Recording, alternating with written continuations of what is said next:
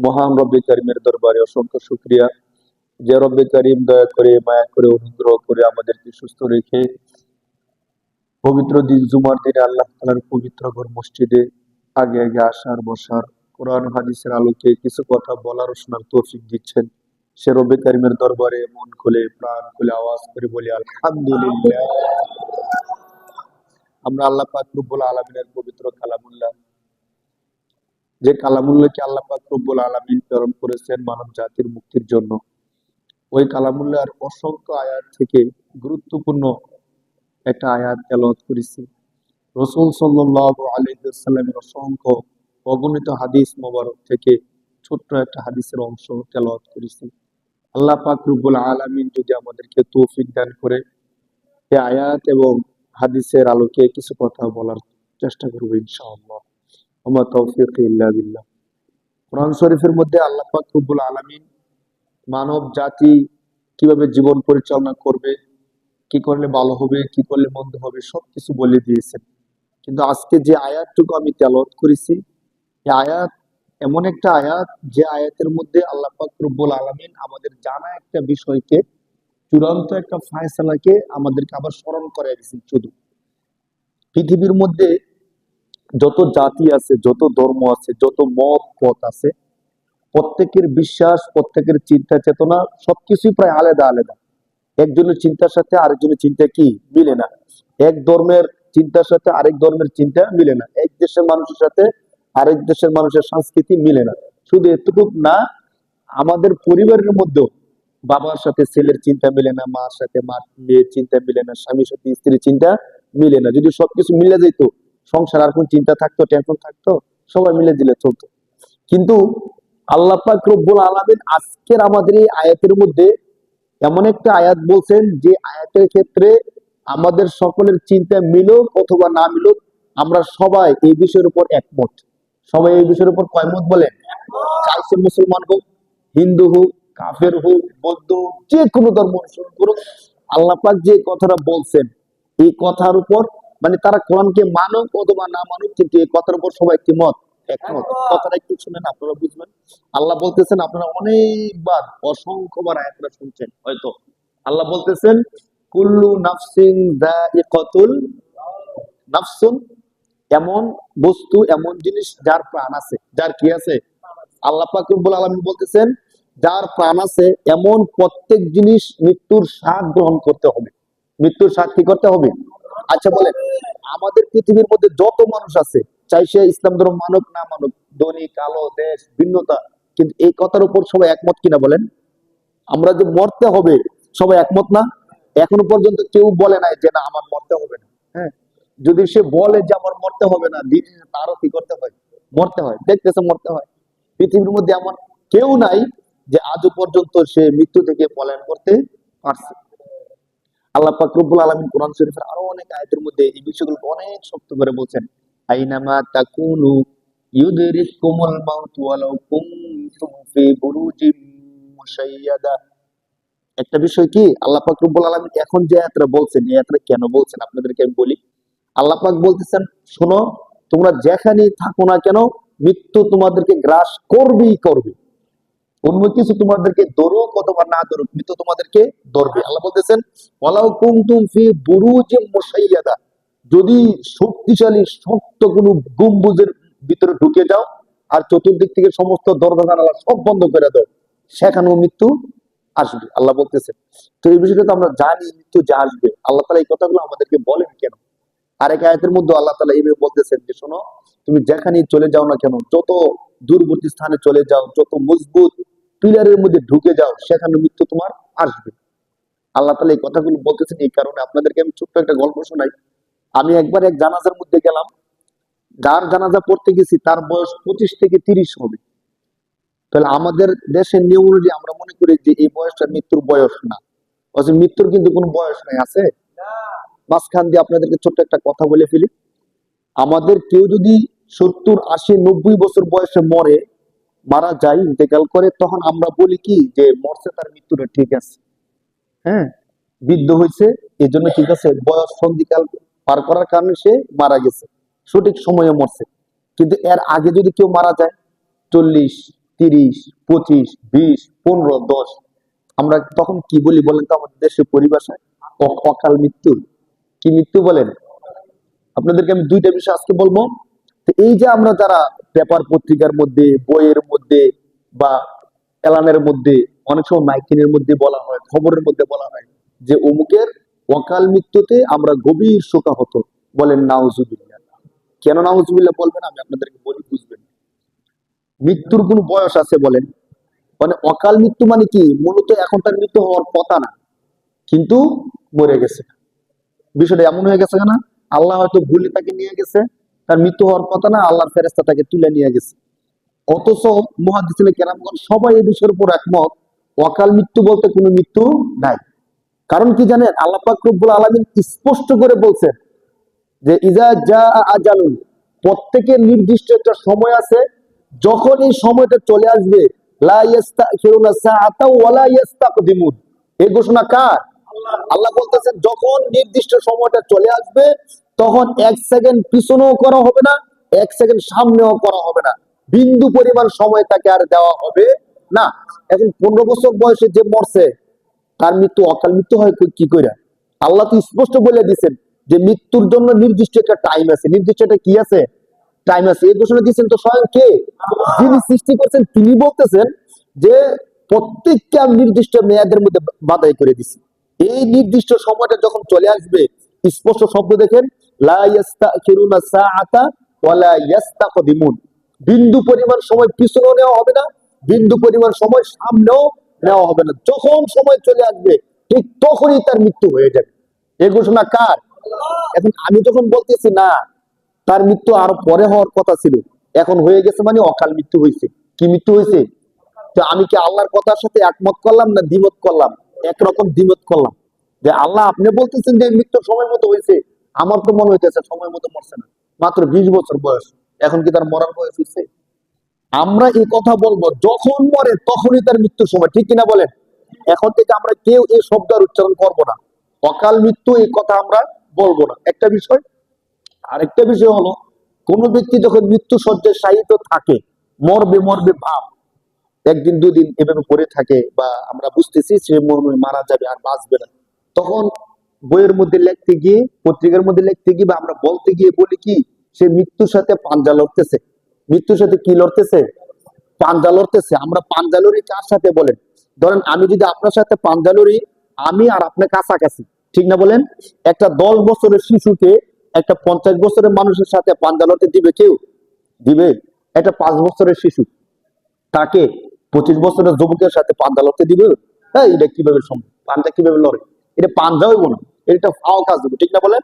এটা পাঞ্জা হয় কি করে? পাঞ্জা তো হইব আমি আর সে কাছাকাছি, আমার বয়স 30, তার বয়স 30 অথবা 40, 50, কাছাকাছি, শক্তি সব দিক দিয়ে কাছাকাছি, তার সাথে আমরা পাঞ্জা লড়ি, ঠিক না বলেন? তো যদি আপনারা শোনেন যে একটা 5 বছরের শিশুর সাথে একটা 50 বছরের মানুষ পাঞ্জা লড়তেছে, সবাই হাসবো না কথাটা শুনলে? এইটা কয় কি? 5 বছরের শিশুর সাথে পাঞ্জা লড়ে কি করে? এটা তো মানে এটা একটা হাস্যকর বিষয়। মানে 5 বছরের শিশু 50 বছরের সাথে পাঞ্জা লাগলে এটা কি কর? হাস্যকর। আর যে আজরাইলের সামনে পুরা পৃথিবীটা একবারে একটা থালার মতো, সে যখন ইচ্ছা তখনই যাকে ইচ্ছা তাকে নিয়ে আসতে পারে, কোন রকমের বাধা বিপত্তি ছাড়া। আমরা এই ক্ষুদ্র একটা মানুষ আজরাইলের সাথে কি করে পাঞ্জা লড়ি কন্ত? আমরা মৃত্যুর সাথে পাঞ্জা লড়তেছি মানে কি? এটা বিষয়টা কেমন কঠিন হয়ে যায় একটু খেয়াল করেন। আমরা কিন্তু বিষয়গুলো খেয়াল করি না, মানে সবাই বলে এই জন্য আমরা বলে ফেলি অমুকের অকাল মৃত্যুতে আমরা গভীর শোকাহত। আবার সবাই বলে যে অমুকি মৃত্যুর সাথে পাঞ্জা লড়তেছে, আমরাও বলে ফেলি অমুকি মৃত্যুর সাথে কি লড়তেছে। কেউ পাঞ্জা লড়ে কি করে? পাঞ্জা লড়ার জন্য তো কাছাকাছি হতে হবে। আমরা কি আজরাইলের কাছাকাছি কোনো কিছু? বা ধরেন আজরাইল এসে 100% শক্তি, আমাদের 50% শক্তি, এমন কিছু কিচ্ছু না, তার সাথে তো আমাদের কোনো তুলনাই চলে না। আর পাঞ্জা লড়ার পরে ফলাফলটা কি? একজন জিতে আরেকজন ঠগে, বিষয়টা এমন না? সবসময় কিন্তু একজন জিতে না, কখনো সে জিতে কখনো সে হারে, এমনটা হয় না? কিন্তু কখনো কেমন দেখছেন যে আজরাইলের সাথে পাঞ্জা লইরা আজরাইল ঠকে গেছে আর মানুষ জিতে গেছে? এমন কি সম্ভাবনা আছে বলেন? তাহলে পাঞ্জা হলে কি করে ভাই? তাহলে মৃত্যুর সাথে কেউ পাঞ্জা লড়তে পারে? আপনাদের কি মনে হয়? আমরা কি বলতে পারি তাহলে?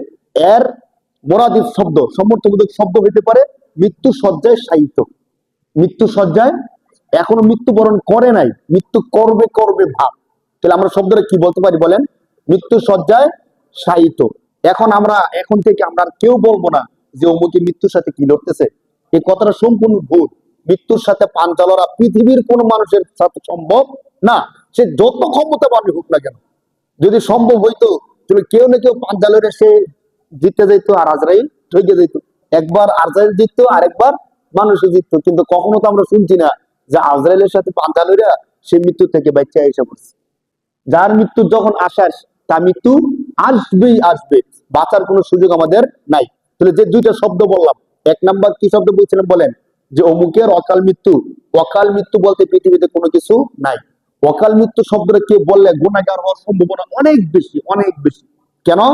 কারণ কোরআন শরীফে স্বয়ং আল্লাহর ঘোষণা, প্রত্যেকটা ব্যক্তির মৃত্যু আমি আল্লাহ লিখে রাখছি। কে লিখে রাখছে বলেন? আল্লাহ কোরআনে বলতেছেন প্রত্যেকটা ব্যক্তির মৃত্যু নির্দিষ্ট সময়ে আমি আল্লাহ লিখে রাখছি। যখন তার সময়টা আসবে, 1 সেকেন্ড পিছনে নেওয়া হবে না, 1 সেকেন্ড সামনেও নেওয়া হবে না। তখন তার যখন মৃত্যু আসছে তখন মৃত্যু হয়ে যাবে, আল্লাহর ঘোষণা। আর আমি বলতেছি অকাল মৃত্যু মানে এখনো তার কাল হয় নাই। কাল হইলে মরলে তার মৃত্যু ভালো মৃত্যু ছিল। অকাল মৃত্যু মানে অকালে মরে গেছে না। তাহলে আল্লাহর কথার সাথে আমার কথাটা কি হয়ে গেল? বিপরীত হয়ে গেল। তাহলে এই শব্দটা আমরা আর কেউ উচ্চারণ করব না। যদি কেউ উচ্চারণ করে আমরা তাদেরকে সুন্দর করে বুঝিয়ে দেব। আর মৃত্যুর সাথে পাঞ্জা লড়ার শব্দটা হলো শাব্দিক ভুল। আমরা যদি এই শব্দটা না বলি আমাদের জন্য সবচেয়ে বেশি উত্তম হয়। এর পরবর্তীতে আমরা ব্যবহার করতে পারি মৃত্যু শয্যায় শায়িত।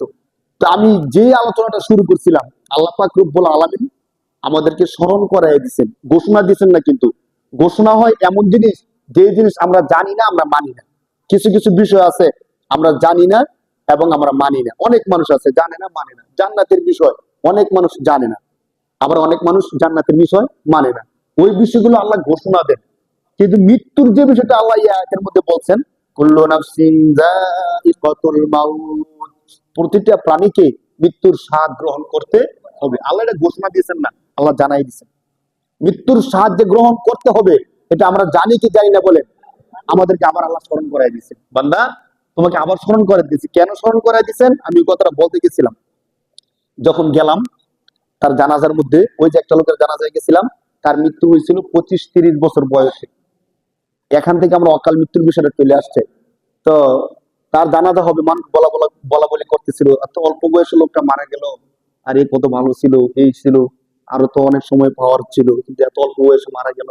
তো পাশ দিয়ে দুজন যুবক হেঁটে হেঁটে যাচ্ছিল জানাজার পাশ দিয়ে, আর একজন আরেকজনকে বলতেছিল, বন্ধু আমি যে মরবো আমার মনে হইতেছে না, আমি যে মারা যাবো আমার কি মনে হইতেছে না। মানুষ মারা যায় অনেক সময় মনে হয় আমি মনে মরে যাবো গা, বা আমি মনে আর বাঁচতাম না বেশি দিন, এমন মনে হয় না অনেক সময় অসুস্থ হইলে। কিন্তু আমরা যখন সুস্থ থাকি, সুঠাম থাকি, তখন কিন্তু আমি মরবো এমন মনে হয় না। এখন নিজের প্রশ্ন করে দেখেন যে আপনার কি বিষয়টা এখন মনে আসতেছে কিনা, আমি মনে কদিন পরে মরে যেতে পারি, বা একটু পরে মনে মরতে পারি। যদি আমাদেরকে কেউ বলে যে আপনি কি 1 ঘন্টা বাঁচবেন, গ্যারান্টি দিতে পারেন? আমরা বলবো না, গ্যারান্টি দিতে পারি না। কিন্তু এই 1 সপ্তাহের মধ্যে, 1 বছরের মধ্যে, 5 বছরের মধ্যে মরবো এমন কিন্তু আমাদের মনে হয় না। মনে হয় বলেন? যদি মনে হইতো, যখন আমি শুইছি, যদি মনে হইতো যে সকালে আমি ঘুম থেকে উঠবো কি উঠবো না আমার সন্দেহ লাগতেছে, তাহলে কি এশার নামাজটা ছাড়া ঘুমাইতে পারতো বলেন? কারণ একটা ভয় থাকতো, হাইরে এশার আজকে রাত্রে আমার শেষ রাত্রি, অতএব নামাজটা পড়ে ঘুমাই, ঠিক না? এরপর যদি জানতো যে আজকের মধ্যে আমার মৃত্যু হওয়ার সম্ভাবনা আছে, আমি যে কোনো মুহূর্তে মারা যেতে পারি, তাহলে ফজরের সময় ঘুমায় থাকতে পারতো? ফজরের সময় ঘুমায় থাকতে পারতেছি, এটাই প্রমাণ করে আমি এখন মরবো, এই জিনিসটা আমার মনে হইতেছে না। ওই যে দুইটা লোক বলছে সত্যি কথাই বলছে, যে আমরা যে মারা যাব এমন মনে হইতেছে না। শয়তান এমন একটা গুচ্ছ তৈরি করে রাখে, মরবো এই বিষয়টা সে আমাদের স্মৃতির মধ্যে দেয় না। আর আল্লাহ পাক রব্বুল আলামিন আমাদের মধ্যে এমন কিছু আশা আকাঙ্ক্ষা সঞ্চার করে রাখে, যে আশাগুলোকে পুঁজি করে আমরা বেঁচে থাকি। আমরা তো দেখেন 5 তলা বিল্ডিং করা, বিয়ে শাদী করা, ছেলে সন্তান লালন পালন করা, একটা সন্তান লালন পালন করতে কত কষ্ট হয়। তাদেরকে লালন পালন করবো, তারা বড় হবে, শিক্ষা দীক্ষা অর্জন করবে, এরপরে কামাই রোজগার করবে, এতদিন আমি বাঁচবো কি বাঁচবো না এই সন্দেহ যদি কে করে, সে কি কোনো কিছু করতে পারবে? সংসার পরিবার কিচ্ছুই করতে পারবে না। কিন্তু একটা আশা, মনে হয় আমি বাঁচবো, মনে হয় আমি বাঁচবো, মনে হয় কিছু করতে পারবো, এই আশাটা আমাদেরকে অনেক দূর পর্যন্ত নিয়ে যায়। কিন্তু মৃত্যুকে 100% ভুলে থাকা, এটা আবার অপরাধ, এটা ঠিক হয় না। আল্লাহ রাসূল সাল্লাল্লাহু আলাইহি ওয়াসাল্লাম বলছেন তোমরা বেশি বেশি কবর জিয়ারত করো। কেন? কবর জিয়ারত করলে তখন অন্তত তোমাদের মৃত্যুর কথা স্মরণ হতে পারে। কিন্তু আমাদের এখন অবস্থা হচ্ছে এমন, আমরা কবরের পাশ দিয়ে যাই, আপনাদের মনে পড়ে কিনা দেখেন তো, কবরের পাশ দিয়ে যাই কিন্তু মৃত্যুর কথা আমাদের মনে পড়ে না। এই কবরের পাশ দিয়ে যায়, তাদেরকে একটা সালাম দেই না। আল্লাহ রাসূল কিন্তু কবরের পাশ দিয়ে গেলে কি দিতেন? সালাম দিতেন, আসসালামু আলাইকুম ইয়া আহলাল কুবুর। আরো বড় করে আল্লাহ রাসূল সালামটা দিতেন, কিন্তু আমরা এতটুকু সালামটাও দেই না।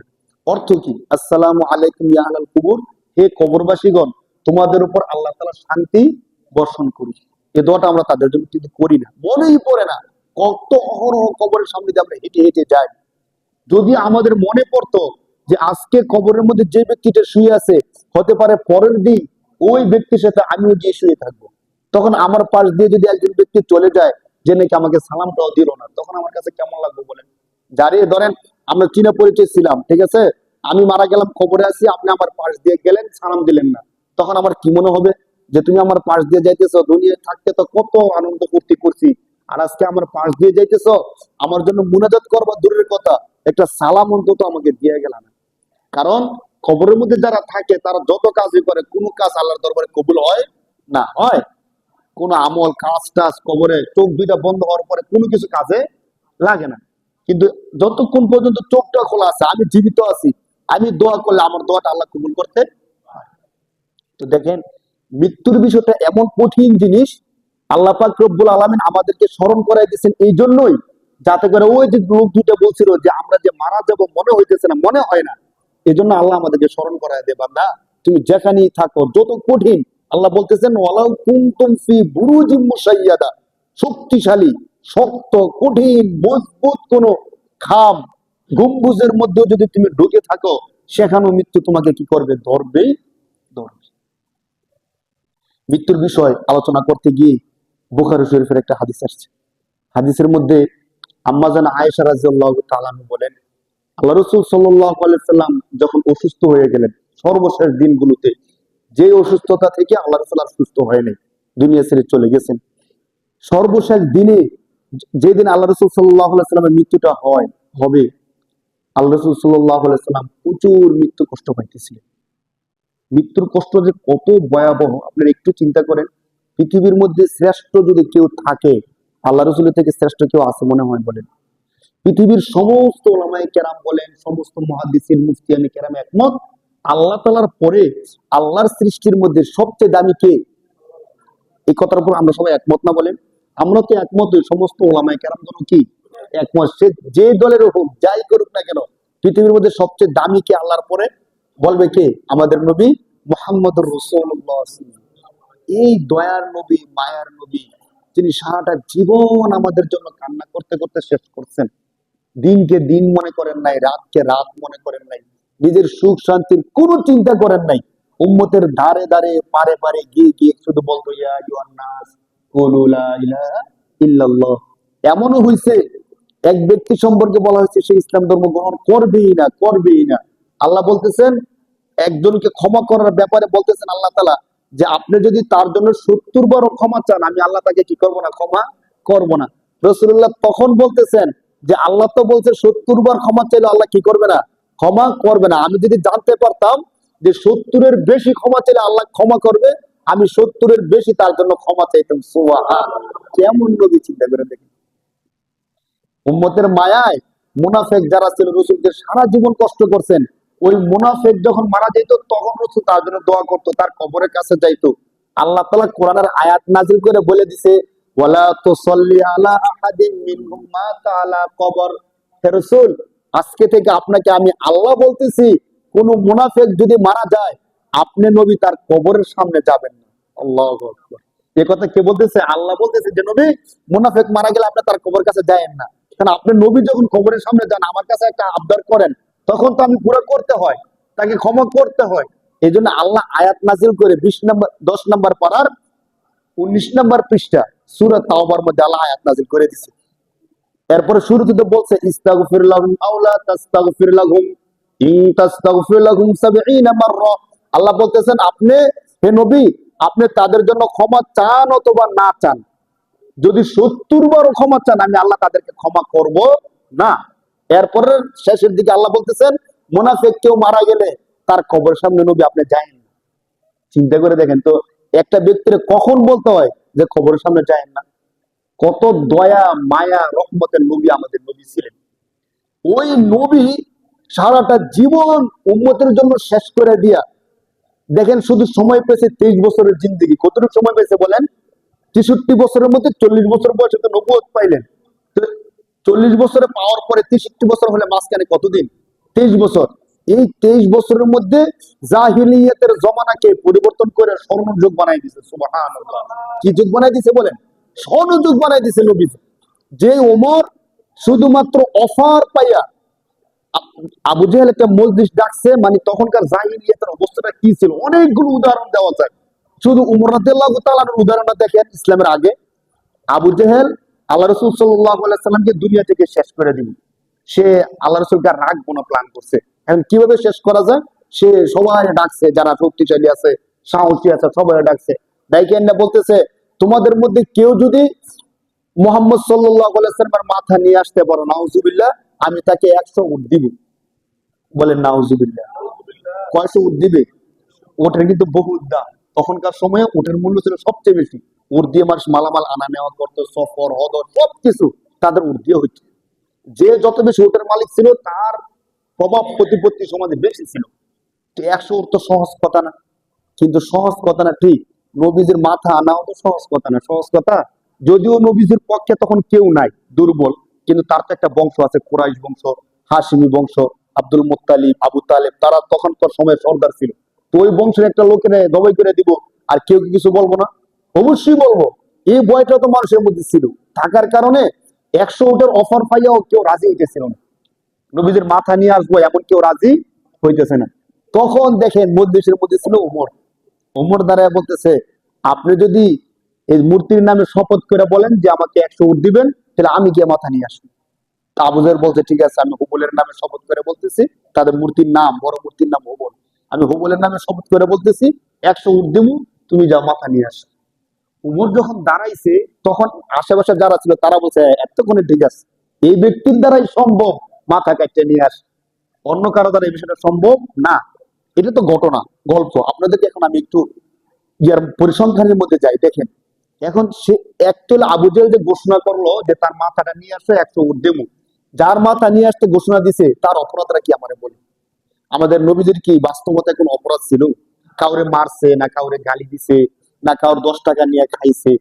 আরো মানুষের টাকা জমা রাখতো, টাকাগুলো তাদের কাছে ফিরেই দিত। যার কারণে এই কাফেররা ওই আমার নবীকে কি উপাধি দিছে? আল আমিন। কি উপাধি দিছে বলেন? চিরবিশ্বস্ত। এই তাদের কাফেরদের একজন লিডার ঘোষণা করতেছে তার মাথা নিয়ে আসো। কেউ কি প্রতিবাদ করছে? কেউ কি মজলিসের কেউ কি বলছে যে তার মাথাটা কেন কাটবেন?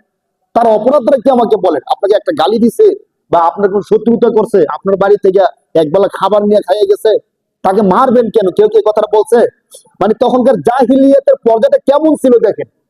কেউ কোনো প্রতিবাদ করলো না, কেন তাকে মারবেন? আবার আরেকজন দাঁড়ায় বলতেছে, আমি গিয়ে তার মাথা কেটে নিয়ে আসবো। কেন তুমি তার মাথা কেটে নিয়ে আসবা?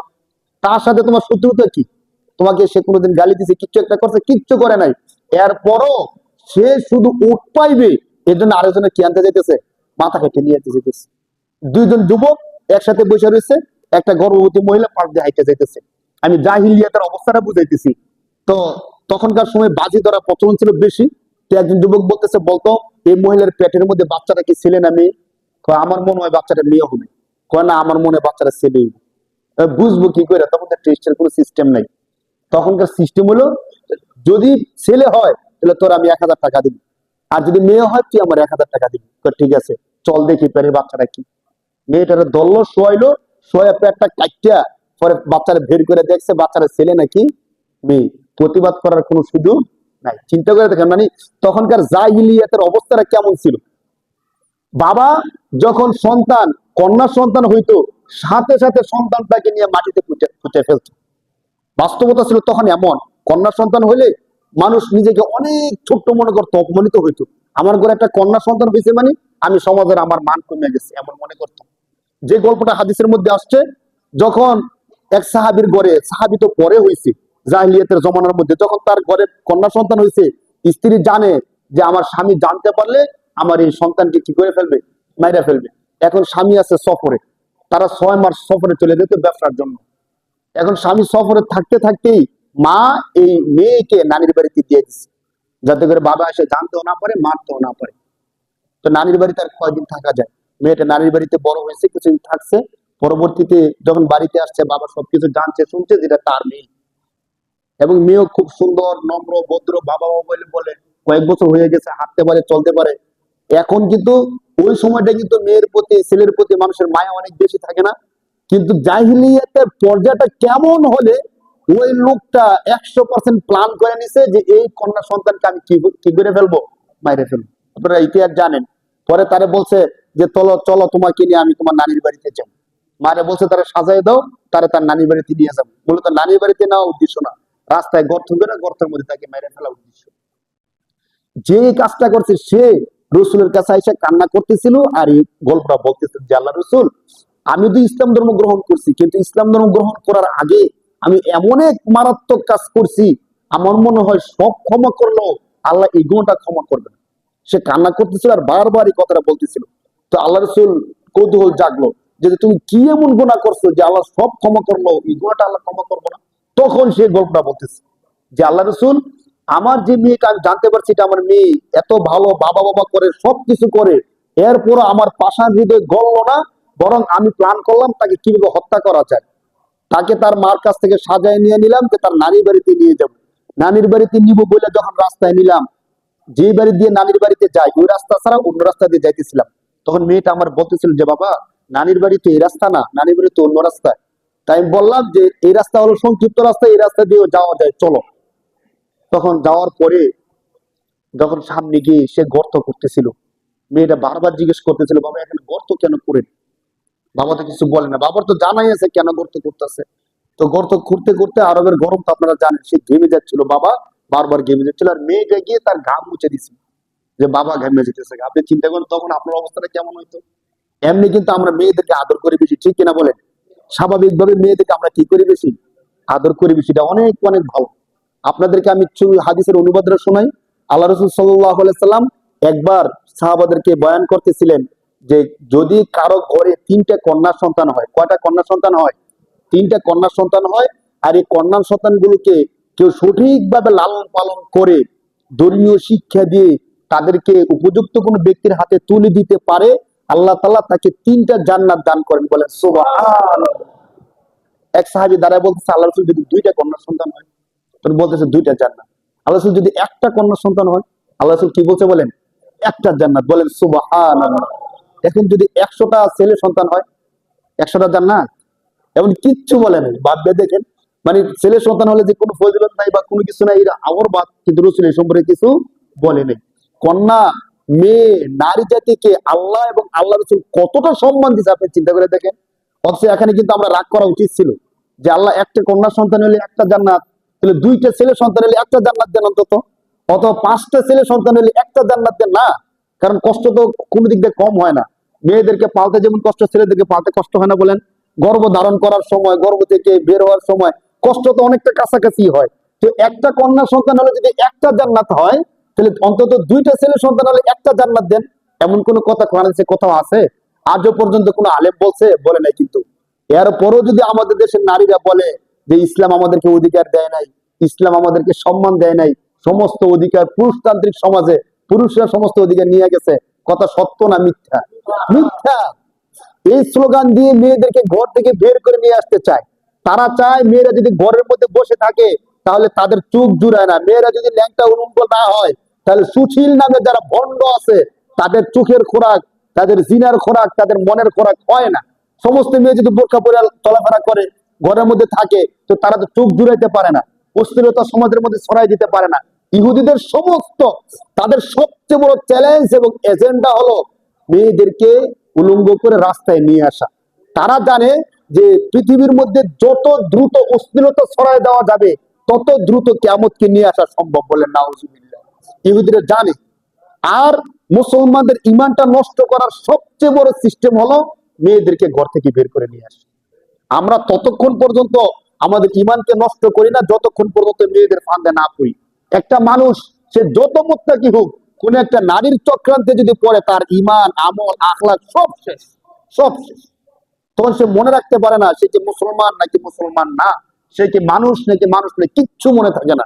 নারীটা নিশা থেকেও আরো বেশি, নিশা থেকে কেউ কেউ ফিরে আসতে পারে, কিন্তু কখনো যদি কেউ নারীর চক্রান্ত করে ফিরে আসতে পারে, পারে না। এই জন্য আপনার এই জিনিসটা মনে রাখবেন, বর্তমানে সমস্ত অস্থিরতা ছড়াইয়া দেওয়ার পিছনে সবচেয়ে বড় হাত হলো ইহুদিদের। কাদের বলেন?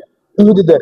আর ইহুদিদের চক্রান্ত করে আমাদের কিছু মা বোন না বুঝা তারা বলতেছে আমরা আর বদ্ধ করে থাকবো না, আমরা এখন সমাজে রাস্তা ঘাটে ছড়াইয়া পড়বো, পুরুষ যা যা করে আমরা কি করব, তা তা করবো। অথচ পুরুষের ক্ষমতা নারীর ক্ষমতা কি সমান বলেন? আমি সারাদিন মাটি কাটতে পারি, ইট ভাঙতে পারি, একটা মা একটা মেয়ে কি কাজটা করতে পারে বলেন? কিন্তু রাস্তার মধ্যে কিন্তু এই কাজটাই করতেছে। এই কাজ করলে সম্মান বাড়ে না কমে? কমে। ইসলাম যদি এই বিষয়টা কোরআন এবং হাদিসের দৃষ্টিকোণ থেকে তুলে ধরা যাইতো, আপনারা দেখতেন প্রতিটা ক্ষেত্রে ক্ষেত্রে ইসলাম মা বোনদেরকে নারীকে কতটা ইজ্জত দিচ্ছেন, কতটা সম্মান দিচ্ছেন। আল্লাহ রাসূল বুখারী শরীফ হাদিসের মধ্যে বলতেছেন, কোন পুরুষ যদি তার স্ত্রীর জন্য পরিবারের জন্য একটা টাকা খরচ করে, এই একটা টাকায় আল্লাহ তাআলা সদকার সমান সওয়াব দিয়ে দেয়। বলেন সুবহানাল্লাহ। আমি আপনাদেরকে বিপরীতমুখী একটা কথা শোনাবো, শুধু মনোযোগ দিয়ে শুনেন। আল্লাহ রাসূল কি বলছেন?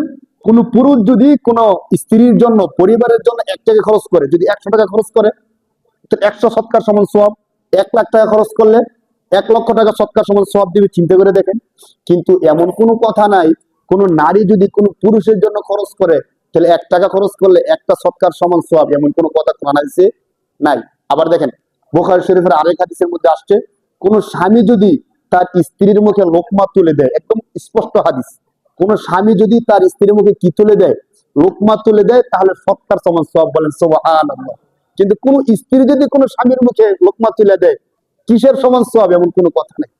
তাহলে সব ক্ষেত্রে একচাটিয়া সম্মানটা কাকে দেওয়া হয়েছে? নারীদেরকে দেওয়া হয়েছে। উৎসাহ দেওয়া হয়েছে যে স্বামী তুমি তোমার স্ত্রীর মুখে লোকমা তুলে দাও, স্বামী তুমি তোমার স্ত্রীর জন্য খরচ করো, যত খরচ করবো তত সওয়াব। তুমি মসজিদের মধ্যে 1 লক্ষ টাকা দান করে আসলে যেমন সওয়াব পাইবা, তোমার স্ত্রীর জন্য 1 লক্ষ টাকা খরচ করলে সমান সওয়াব পাইবে। বলেন সুবহানাল্লাহ। আমরা কে না চাই? মসজিদে দান করে দিলে আখিরাতে পাবো, দুনিয়াতে কিছু পাবো? স্বাভাবিক দুনিয়াতে কিছু পাইতেছি না, কিন্তু স্ত্রীর জন্য খরচ করলাম, আমার নিজের কাছে ভালো লাগলো, আবার সৎকার সময় সব কি পেয়ে গেলাম। সব ক্ষেত্রে দেখেন, প্রত্যেকটা ক্ষেত্রে এমন বলা হয়েছে। একটা কন্যা সন্তান জন্মগ্রহণ করছে, তাকে সঠিকভাবে লালন পালন করছে, একটা জান্নাত পেয়ে যেতেছে। তাইলে সত্যিকার সম্মান যদি কেউ নারীদেরকে দিয়ে থাকে, তার নাম ইসলাম। তার নাম কি বলেন? আমার মা বোন যদি একটু চিন্তা করে দেখতো, যে ইসলাম তাদেরকে ঘরে বন্দি থাকতে বলে না, বরং ইসলাম বলে যে পুরুষ হলো থাকবে রাজার মতো, আর মেয়েরা ঘরের মধ্যে থাকবে রানীর মতো। ঠিক কিনা বলেন? রানী কোনো কাজ করতে যায়? কোনো কাজ করতে যাবে না, সে তার ওয়াইফ নিয়ে ঘরের মধ্যে থাকবে, সংসার দেখাশোনা করবে, আর পুরুষের রাজার মতো বাইরে যত কাজ কারবার আছে সবকিছু করবে। ইসলাম এই শিক্ষা দেয়। কিন্তু আপনি যদি বলেন যে না আমি কাজকর্ম করব, আমি বাইরে ঘোরাফেরা করব, মার্কেট আমি করব, আপনি কেন মার্কেট করতে হবে, আমি মার্কেট করব, তাহলে আপনার সম্মানটা আপনি নিজে বুঝলেন না। মা, আপনি বাইরে গেলেন, কেউ আপনাকে প্রেজেন্ট করতে পারে, পারে কিনা বলেন? হেনস্থার শিকার হইতে পারেন। আপনি বাইরে গেলেন, কোন যুবকের কোন জোরের মধ্যে আপনি পড়তে পারেন, তখন সমস্যাটা আপনারই হবে। কিন্তু বাইরে না গেলে তো আপনি সেফ থাকলেন। ইসলাম তো আপনাকে সেফ থাকতে বলে। তো যে বিষয়টা আমরা বলতেছিলাম, ওই সাহাবী এসে বলতেছে আল্লাহ রসুলের কাছে, করুণ ভাবে বলতেছে যে আল্লাহ রসুল, এই পরিস্থিতিতে আমার দিলের মধ্যে একটু মায়া মায়া লাগতেছিল, যে আমার মেয়ে, আমি জানতেছিলাম আমার গাম সে মুছে দিচ্ছিল, কিন্তু কিচ্ছু করার ছিল না। আমার দিলটা তখন এত পাষাণ হয়ে গেছে যে আমি নিয়ত করছি তাকে আজকে মারবই মারবো, যত সে কিছু করুক, আজকে আমি তাকে ছাড়বো না। তো যখন গর্ত করে শেষ হলো, আমি মেয়েকে বললাম, দেখো তো গর্তটা কেমন হয়েছে। সে তো আগতেই কিছুই জানতো না, আমি না সবকিছু জানতাম। সে যখন গর্তটা দেখতে গেল, আমি তাকে ধাক্কা দিয়ে গর্তের মধ্যে ফালাই দিলাম। কত কঠিন বিষয় আপনি চিন্তা করেন। গল্প বলা যতটা সহজ, বাস্তবতা কিন্তু ততটা সহজ না। একটা বাবা তার ঔরসজাত কন্যা সন্তান, তাকে ধাক্কা দিয়ে যে কথা বলতে পারে, বাবা বাবা বলে চিৎকার করতে পারে, এবং মেয়েকে গর্তের মধ্যে ফালাই দিচ্ছে।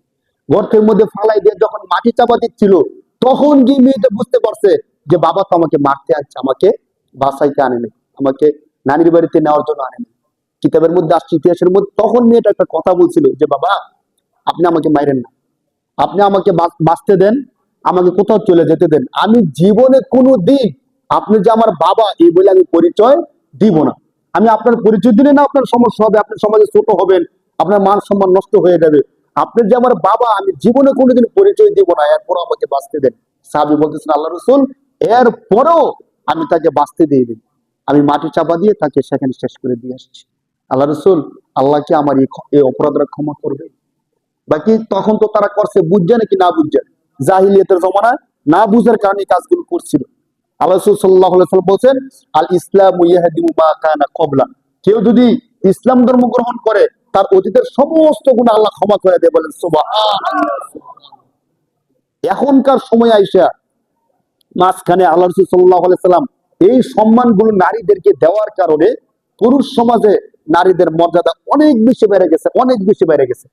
আল্লাহ রাসূল সাল্লাল্লাহু আলাইহি সাল্লাম বিদায় হজের ভাষণে পর্যন্ত নারীদের সম্পর্কে বলছেন যে, শোনো, আল্লাহ পাক রব্বুল আলামিন তোমাদেরকে আল্লাহর নামে শব্দ বলার দ্বারা তোমাদের অধীনস্থ করে দিয়েছেন।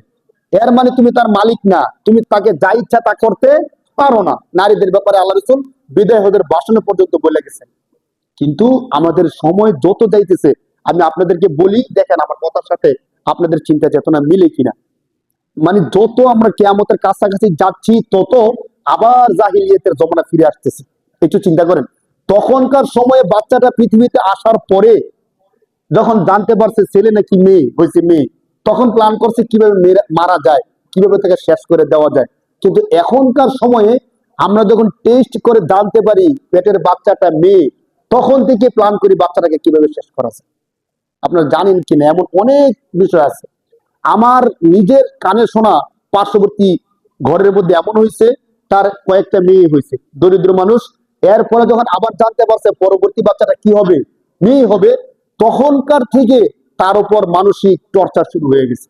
আবার নাকি তোমার ঘরে মেয়ে হবে, মেয়ে হইলে খাওয়াই বা কি, এত মেয়ে পাওয়া কি করে? এখন মার মতো নষ্ট হয়ে গেছে, আবার আমার ঘরে মেয়ে হবে, স্বামী আমাকে পছন্দ করবে না, দেখতে পারবে না। শুধু স্বামী না, ওই মেয়ের যে মা ছিল, মা বলতেছে আবার মেয়ে হবে, এখন অবস্থাটা কি হবে, মেয়ে হবে। চিন্তা করে দেখেন, পরবর্তীতে সংবাদ আমরা যা পাইছি, এইভাবে মানুষ যখন মানসিকভাবে টর্চার করতে শুরু করে দিছে, ওই মেয়েটা খাওয়া দাওয়া বন্ধ করে দিছে। খাওয়া দাওয়া বন্ধ করছে কেন বলেন তো? তার পেটের মধ্যে বাচ্চাটা কি, যখন মারা গর্ভবতী হয় তখন তাদের সময়টা কি কষ্টের চলে নাকি আনন্দের চলে? অনেক কষ্টের। কিন্তু তার এমনি খাওয়া দাওয়া করতে পারে না, ঘুমাইতে পারে না, অনেক কষ্ট, এখন সীমা নাই, সীমাহীন কষ্ট তারা সহ্য করে। এটা তো সহ্য করে সন্তান আসবে এই জন্য। কিন্তু আশেপাশের লোকরা যখন এই কথাগুলো বলে টর্চার করে যে তোমার ঘরে নাকি আবার মেয়ে হবে, আবার নাকি মেয়ে হইতেছে, ই আল্লাহ, তুমি খালি মেয়ে জন্ম দিবা, এই এত মেয়ে পালবা কি করে, এগুলো নিয়ে করবা কি তুমি? তখন কেমনটা লাগে আপনি বলেন? এই মেয়েটা খানা দানা বন্ধ করে দিয়ে সারাদিন শুধু কান্নাকাটি করতো, টেনশন পেরেশানি করতো। এমন করতে করতে যখন বাচ্চারা জন্মগ্রহণ করছে, তখন এই বাচ্চারা মৃত জন্মগ্রহণ করছে। বাচ্চারা কেমন জন্মগ্রহণ করছে বলেন? মৃত জন্মগ্রহণ করছে। তাহলে কি পরিমাণ মানসিক টর্চার তার উপর দিয়ে গেছে বলেন? আমাদের সমাজে বিষয়টা হয় কি হয় না বলেন? যখন বাবা শোনে যে আবার ছেলে সন্তান হইতেছে, বাবা খুশিতে বাগবা। আর যখন শুনে যে আবার একটা কন্যা সন্তান হইতেছে, কপালটাই খারাপ। ভাবছিলেন ছেলে সন্তান হবে, হয়েছে কি কন্যা সন্তান। বাবা, এই সন্তানগুলো দেয় কে? কে দেয় ভাই? কোন বাবার কি ক্ষমতা আছে একটা সন্তান জন্ম দেওয়ার? বলেন। আল্লাহ বলতেছেন, ইয়াহাবু লিমান ইয়াশাউ ইনাসা ওয়া ইয়াহাবু লিমান ইয়াশাউ যুকুর। বান্দা সারা দুনিয়া একসাথে হয়ে যদি একটা বাচ্চা তৈরি করার চেষ্টা করে, আমি আল্লাহ ছাড়া পৃথিবীর সমস্ত শক্তি অক্ষম হয়ে যাবে, একটা বাচ্চা তৈরি করতে পারবে না। ঠিক কিনা বলেন? পারবে একটা বাচ্চা তৈরি করতে? আল্লাহ বলতেছেন, আমি আল্লাহ যদি চাই তাহলে কন্যা সন্তান দেই, আমি আল্লাহ চাইলে ছেলে সন্তান দেই, আমি আল্লাহ চাইলে দুইটাই দেই, আমি আল্লাহ চাইলে একটাও দেই না। এই ক্ষমতা কার? কিন্তু আমি যখন আপনাদেরকে একটা ছোট্ট বিশ্লেষণ বলি, আমি যখন কন্যা সন্তান হওয়ার কারণে স্ত্রীর উপর রাগ করলাম, আমাকে আপনি একটু বলেন তো স্ত্রীর দোষটা কি? কন্যা সন্তান হওয়ার কারণে কার উপর রাগ করলাম? স্ত্রীর উপর রাগ করলাম। স্ত্রীরে ঠিক মতো খাবার দাবার দিলাম না, অথবা আগে যেমন ভালোবাসা দিতাম দেই না, এরপর আগের মতো কথা বলি না, রাগ করে থাকলাম, মুখটা কালা কালা করে রাখি, কারণ তার ঘরে কি সন্তান হয়েছে? কন্যা সন্তান হয়েছে। মানে স্ত্রীর দোষটা কি? সন্তানটা কি স্ত্রী নিয়ে আসছে? আমি তো যতটুকু জানি কোরআন হাদিসের দৃষ্টিতে সন্তান জন্ম দেওয়ার ক্ষেত্রে প্রথম ভূমিকা থাকে বাবার। প্রথম ভূমিকা কার? সন্তান ছেলে হবে মেয়ে হবে, এই ক্ষেত্রে বাবার ভূমিকাটা বেশি। আপনারা যদি এই বিষয়টা নিয়ে রিসার্চ করেন, আমি পুরোটা বলতেছি না, শুধু এতটুকু বলি, ছেলের সন্তান ছেলে হওয়া এবং মেয়ে হওয়ার ক্ষেত্রে প্রধান ভূমিকাটা কার থাকে? বাবার থাকে। যদি কন্যা সন্তান হওয়ার ক্ষেত্রে দোষ হতে হয়, তুষ্ট না, কারণ দেয় কে? আল্লাহ। যদি দোষ হতে হয়, দোষটা কার হওয়া উচিত? বাবার হওয়া উচিত। রাগ করলে কার উপর রাগ করা উচিত? বাবার উপর রাগ করা উচিত। কিন্তু উল্টো হয়ে গেছে, আমরা কার উপর রাগ করি? স্ত্রীর উপর রাগ করি, শ্বশুর বাড়ির তারা রাগ করে, মেয়ের উপর রাগ করে, সবাই মেয়ের উপর রাগ করে, মেয়ে টর্চার নিতে পারে না, একটা সময় এমন হয়ে গেছে। অথচ সন্তানটা মূলত দেয় কে? আল্লাহ। এই কাজটা আমরা করবো না ভাই। যদি আমরা এমনটা করি, তাহলে জাহিলিয়াতের সাথে আমাদের মধ্যে আর কোনো পার্থক্য আছে বলেন? তাহলে জাহিলিয়াতের জমানায় নবী না থেকে তারা জাহিলিয়াত হয়েছে, জাহান্নামী হয়েছে। আর আমরা শ্রেষ্ঠ নবী পাইয়া, যে নবী ঘোষণা দিয়ে গেছেন একটা কন্যা সন্তান হলে একটা জান্নাত, ওই নবীর ঘোষণা শূন্যও যদি মেয়ে সন্তান হলে আমরা রাগ করি, কেমন কেমন করি, মন থেকে আমরা অন্যরকম আনইজি ফিল করি, তাহলে জাহিলিয়াতের সাথে আমাদের সাথে তত বেশি তফাৎ আর থাকলো না। বরং আমাদের উচিত, মেয়ে সন্তান হইলে আমরা তাদেরকে নিয়ে প্ল্যান করা উচিত, যে আমার মেয়েটাকে আমি কিভাবে প্রতিষ্ঠিত করতে পারি। আমি এই মেয়ে যেন সমাজের বোঝা না হয়, এই মেয়ে যেন মানুষের দ্বারস্থ হতে না হয়, এই মেয়ে যেন কারো মুখাপেক্ষি না হতে হয়। অনেক সময় এমন হয় যে বিয়ে দেওয়ার পর আর কোনো খবর নেয় না মেয়েটা, মেয়েটা স্বামীর ঘরে ভালো আছে না খারাপ আছে ওই খবরটা আমরা অনেকে নিতে চাই না। বাঁচলে বাঁচে, মরলে মরুক, নদীর মধ্যে বাসায় দিছি, ভাগ্য ভালো হলে উঠতে যাবো, আর ভাগ্য খারাপ হলে ডুববে যাবো, বলেন না। আমি তার আর খবর নেওয়ার দরকার নেই। যদি ভাগ্য ভালো হয় এমনি বেসে উঠবো, আর ভাগ্য খারাপ হলেও ডুবে যাবো, কারণ নদীর মধ্যে বাসায় দিলাম। আপনি নদীর মধ্যে বাসায় দেওয়াটা কি ঠিক হয়েছে? যদি সমর্থ থাকে, বাবাদের উচিত মেয়েদেরকে একটা ভালো কিছু করে দিয়ে যাওয়া, যাতে সে কারো কাছে মুখাপেক্ষি হতে না হয়, মানুষের দ্বারস্থ হতে না হয়। মেয়েদেরকে এমন কোন কিছু একটা করে দিয়ে দেওয়া বাবাদের উচিত না। আমরা চাইলে এই কাজটা করতে পারি। কেন করতে পারি? কারণ একটা মেয়ে কয়টা জান্নাত? আরে একটা জান্নাত তো যথেষ্ট। আপনার কি মনে হয় অনেকগুলো জান্নাত দরকার আছে? যদি একটা জান্নাত পেয়ে যায়, তো আমাদের জন্য অনেক কিছু। আপনি একটু চিন্তা করে দেখেন না, একটা জান্নাত যদি পেয়ে যান, আর জান্নাতের যত নিয়ামত আছে, আল্লাহ কি নিয়ামত কিছু কমাই দিবে বলেন? সবকিছু ঠিক থাকবে। আপনি ভাইবা দেখেন। এই জন্য কন্যা সন্তান আল্লাহর পক্ষ থেকে রহমত। বলেন, কন্যা সন্তান আল্লাহর পক্ষ থেকে কি? রহমত। তারা আমাদের ঘৃণার পাত্র না, তারা আমাদের সম্মানের পাত্র। তারা আমাদের কি বলেন? সম্মানের পাত্র। তারা আমাদের জান্নাতে যাওয়ার কারণ। এজন্য কন্যা সন্তান হলে তাদেরকে দ্বীনি শিক্ষা দেওয়া, তাদেরকে পর্দার মধ্যে রাখা, তাদের সমস্ত জরুরত গুলো বাবারা পূর্ণ করা বাবাদের দায়িত্ব। তারা যখন স্ত্রী হয়ে আসে, তখন তাদের চাহিদা গুলো পুরো করা স্বামীর দায়িত্ব। আল্লাহ পাক রব্বুল আলামিন স্টাফ বাই স্টাফ তাদের দায়িত্বগুলো ভাগ করে দিয়েছে। দেখেন ইসলাম কত চমৎকার করে। যতদিন পর্যন্ত বিয়ে না হবে, ততদিন পর্যন্ত সমস্ত দায়ভার, খরচ বহন, সবকিছু দায়িত্ব কার? বাবা। এরপরে যখন বিয়ে হবে, তখন সমস্ত দায়ভার আবার কার? স্বামীর। যদি স্বামী মারা যায়, তখন আবার রিটার্ন বাবার কাছে আল্লাহ তাআলা দায়িত্ব ফিরিয়ে দেয়। আবার দায়িত্ব পালন করবে কে? বাবা। বাবা না থাকলে দায়িত্ব পালন করবে বড় ভাই। এভাবে আল্লাহ পাক রব্বুল আলামিন মেয়েদের দায়িত্ব কারো না কারো উপর দিয়ে নিয়ে দিচ্ছেন। তাহলে ইসলাম কতটা সম্মান নারীদেরকে দিচ্ছেন না? আমরা যদি এগুলো বুঝার চেষ্টা করি, তাহলে আমাদের জন্য রহমত, আমাদের জন্য বরকত। আর নয়তো জাহিলিয়াতের জমানার মতো এখনো যদি হাসপাতালে গেলে, যদি মনে করেন প্রথম প্রথম টেস্ট করার পরে যখন বুঝতে পারে মেয়েটা কন্যা সন্তান, তখন মেয়েটাকে ইঞ্জেকশন দিয়ে নষ্ট করে দেয়। নষ্ট করে কি করে না বলেন? অনেক গল্প আপনারা শুনবেন, নষ্ট করে দেয়। কোরআন শরীফে একটা আয়াত বলে আজকে শেষ করে দিই। আল্লাহ পাক রব্বুল আলামিনের দরবারে যখন যাবে, যারা গর্ভে থাকা সন্তানগুলো নষ্ট করতেছে, করার নিয়ত করতেছে, ভবিষ্যতে করবে, হাসরের ময়দানে এই বাচ্চাগুলো আপনারা জানেন কিনা, 6 মাস যখন হয় তখন বাচ্চার মধ্যে রূপ চলে আসে। 6 মাস যখন মায়েদের, গর্ভবতী মেয়েদের যখন কত সময় হয়, 6 মাস, তখন আকৃতি হয়ে যায় এবং রূপ চলে আসে। এই বাচ্চাগুলোকে যখন ইঞ্জেকশন করে নষ্ট করা হয়, অপারেশন করা হয়, হাসরের ময়দানে এই বাচ্চাগুলো ওই বাবা মার সামনে দাঁড়াবে। দাঁড়ায় সেরা একবার স্পষ্ট আল্লাহ এবং বাবা মা, মাঝখানে সন্তান দাঁড়ায় কি কথাটা বলবে? কোরআন শরীফের 30 নম্বর পারা আল্লাহ পাক রব্বুল আলামিন বলতেছে, ওয়া ইদাল মাউউদাতু সুইলাত বিআইয়ি যামবিন কুতিলাত। সেদিন এই ছোট্ট শিশুরা, গর্ভজাত সন্তানরা বাবা মাকে সামনে রেখে আল্লাহর দরবার জিজ্ঞেস করবে যে বিআইয়ি যামবিন কুতিলাত, হে আল্লাহ, আমার বাবা মাকে জিজ্ঞেস করেন কোন সেই অপরাধ, যে অপরাধের কারণে আমাদেরকে হত্যা করে দেওয়া হয়েছিল। আমরা কি অপরাধটা করছিলাম যাদের কারণে আমাদেরকে হত্যা করে দিছে? কোন জবাব আছে বলেন? এই ছোট্ট শিশুর অপরাধটা কি ছিল? যদি অপরাধ হয়ে থাকে আমার, কারণ তাকে গর্ভে আনার ক্ষেত্রে অবদান কার? আমার। আমি বাবার।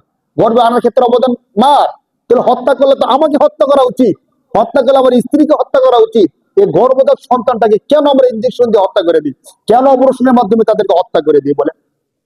কোরআন শরীফে আল্লাহ তাআলা স্পষ্ট বলে দিয়েছেন, তোমরা এগুলো করতেছো না, সাক্ষী থাকো, হাসরের ময়দানে এই ছোট্ট সন্তানগুলো আমার সামনে আইসা দাঁড়াবে, তোমাদের বিপক্ষে বলবে, ওয়াইদাল মাউউদাতু সুইলাত বিআইয়ি দামবিন কুতিলাত, হে আল্লাহ, আমার বাবা মাকে জিজ্ঞেস করেন কোন সে অপরাধের কারণে আমাদেরকে সেদিন হত্যা করে ফেলছিল। আল্লাহ তাআলা আমাদের সবাইকে বোঝার তৌফিক দান করুন বলে আমিন। যারা সুন্নাত পড়ে চার রাকাত সুন্নাত